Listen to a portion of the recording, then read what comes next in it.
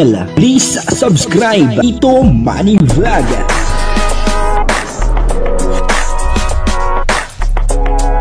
Payagan po si Tito Manny Vlog na mag-reactor. Wala man siyang records ng ng awayan. Grabe po pala itong si Grace, no, kay Kalinga Prab at kay Kuya Bal, ganun din po kay Ate Edna. Papanoorin po natin yung video at syempre bibigyan po natin ng konting reaksyon. Pero bago po yan, ako muna po bumabati sa inyong lahat ng magandang umaga, magandang tanghali at ang magandang gabi sa inyong lahat mga kapatid. Kung saan man kayo ng panig ng mundo naroon ngayon, ay mag-iingat kayo palagi at pagpalain kayo ng ating Panginoon.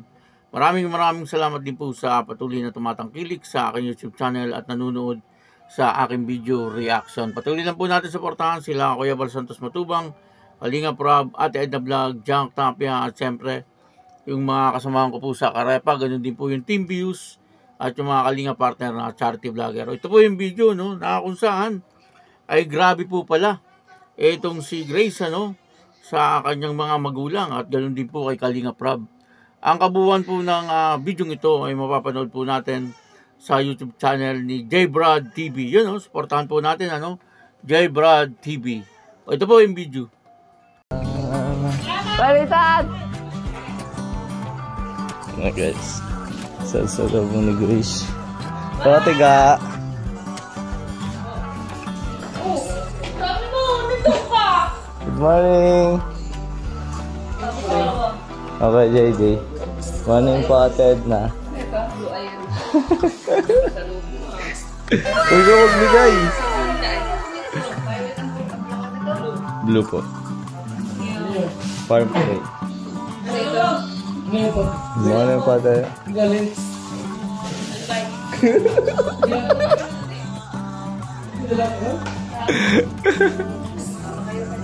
Siyempre, kumakatok ang bida.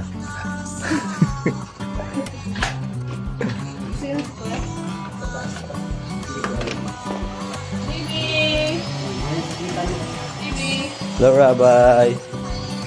Thank you, Rabbi. Boy. Bye-bye.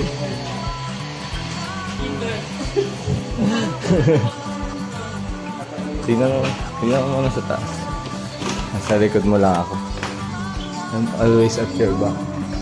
Natulog pa yata.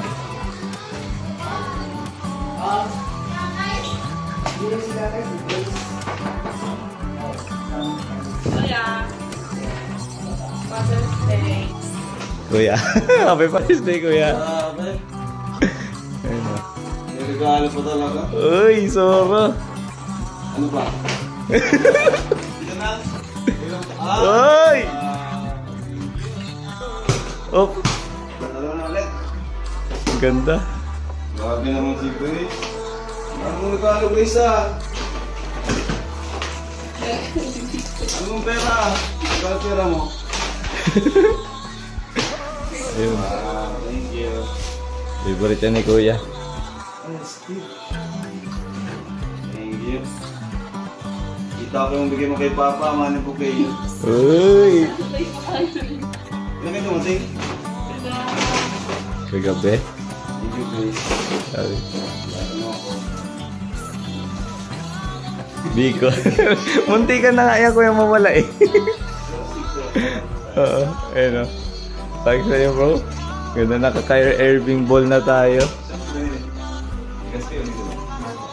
Naga. Mas mahal sa Ligas pa eh. Robinson. Ang dami! Grabe naman si Grace. Gusto po natin na nakuha mo sa puti. Wow! Steve Clay Thompson. Hindi, Kyrie Irving yan. Kasi ang kasi sa'yo, Kuya. Large. Kasi ito sa akin. Ito lang to. Ito na. Ayun. Grabe. Ganda. Thanks! Parobinsan ka kaya kita. Ito pang display na ito dito. Favorite yan ni Kuya eh. So, ayun no. Guys, mga collection pa po pala ni Kuya. Pagkain wala. Yung po, napanood po natin yung video, at ito nga pong video ito ay galing po kay J Brad TV, supportahan po natin J Brad TV.